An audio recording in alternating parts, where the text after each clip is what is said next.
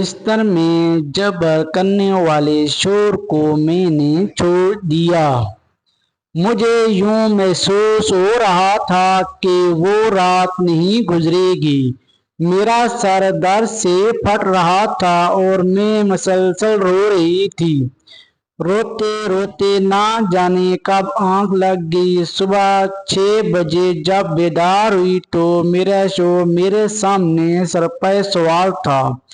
اس نے پوچھا، تو تم نے کیا فیصلہ کیا؟ تمہارا جواب ہاں یا نہیں؟ مجھے کچھ بھی سمجھ میں نہیں آ رہا تھا، پھر بھی ہمت سے بولی، آج آپ دفتر جائیں پلیز، میں آپ کو شام تک فون سے بتا دوں گی، میں وعدہ کرتی ہوں۔ انہوں نے دمکاتے ہوئے کہا، ٹھیک ہے، میں 4 بجے خود ہی تمہیں فون کروں گا۔ مجھے جواب چاہیے اور ہاں میں جواب چاہیے، ورنہ رات کو سزا کا سامنا کرنے کے لیے تیار رہنا۔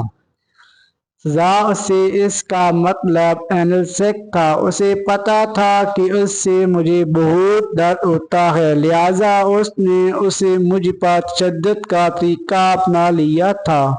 9 بجے تک اور اس کی بڑی بہن دونوں دفتر جا چکے تھے۔ میں گھر میں تنہا تھی۔ گھنٹوں سوچنے کے بعد میں نے اپنے والد کو فون کیا اور کہا کہ میں اب اس کے ساتھ نہیں رہ سکتی۔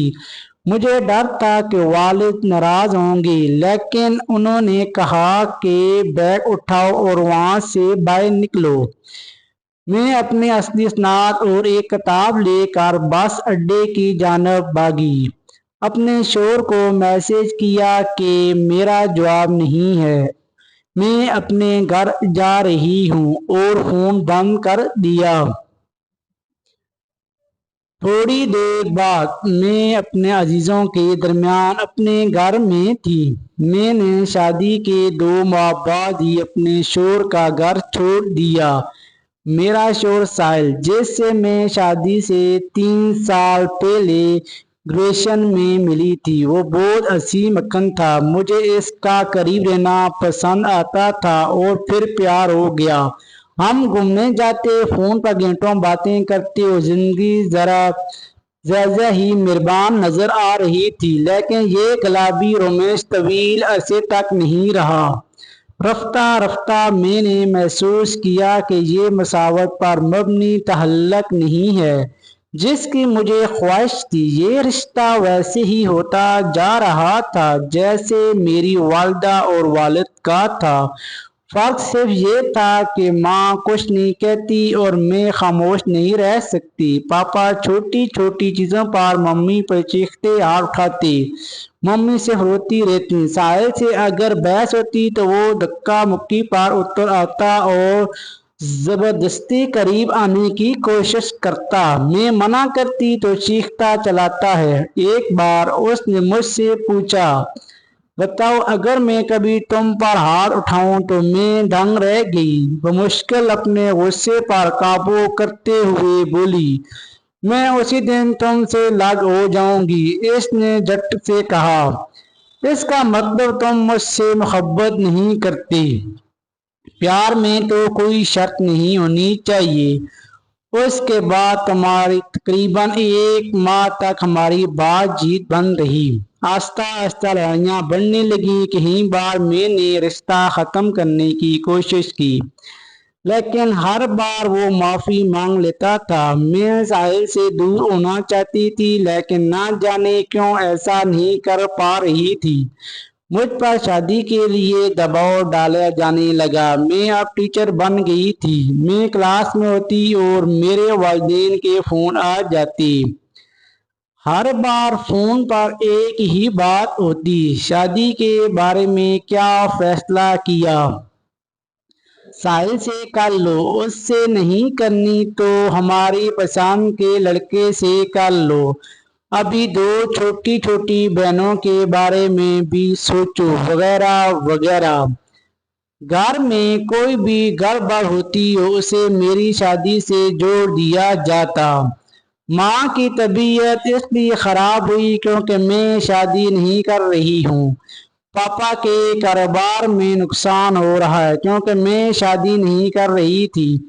मैं इतनी परेशान हो गई कि मैंने शादी के लिए हामी भर ली। इसके बाद मैं भी तैयार नहीं थी और साहिल के वादे पर मुझे भरोसा नहीं था कि वो कोई ऐसा काम नहीं करेगा जिससे मुझे दुख हो।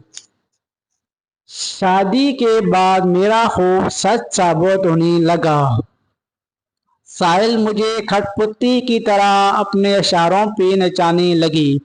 मुझे शायरी का शौक था। मैं फेसबुक पर अपनी नज़में शेयर करती। इसने इस पर पाबंदी लगा दी। मैं वही लिबास पहन सकती थी जो वो चाहते थे।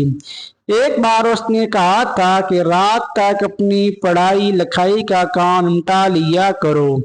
मुझे खुश नहीं रखोगी तो मैं नहीं कहीं और जाऊंगा। वो कहा करता था कि मैं उसे खुश नहीं कर पाती, इसलिए फोन वीडियो देखकर कुछ सीखने की तलकीन करता और फिर इसके सर पर हीरो बनने का शौक हो गया।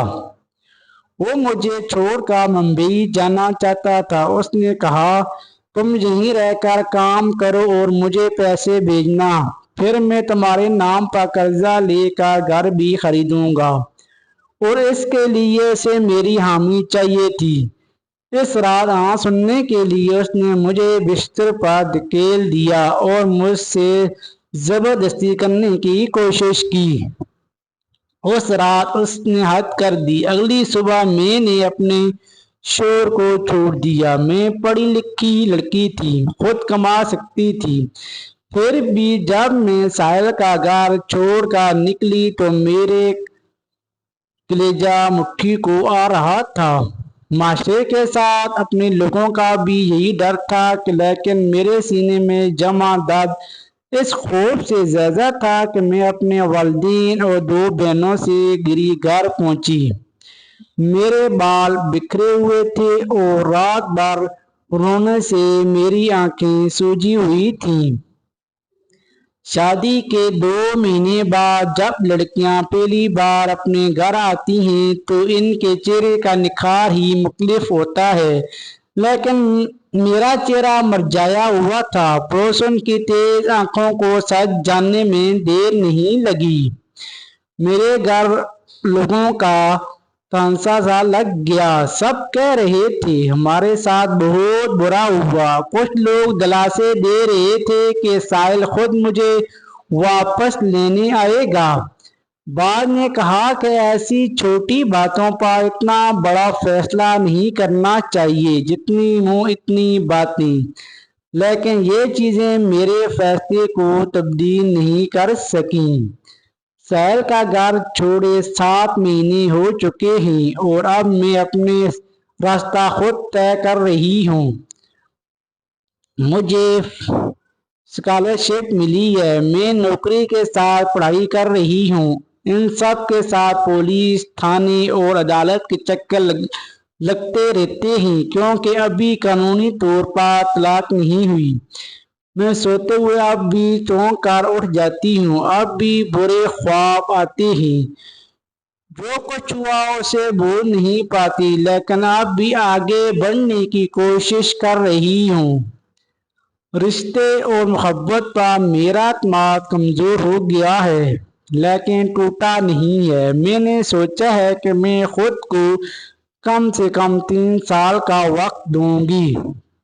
इस दौरान मैं अपना सारा प्यार खुद पर लौटाऊंगी और खुद को मजबूत बनाऊंगी। मुझे फख्र है कि मैं चुप नहीं रही, गिरती नहीं रही, बल्कि हर बुरे वक्त इस रिश्ते को तोड़ दिया। लिहाजा मुझे यकीन है कि मेरा आने वाला कल मेरा माजी और हाल से बेहतर होगा।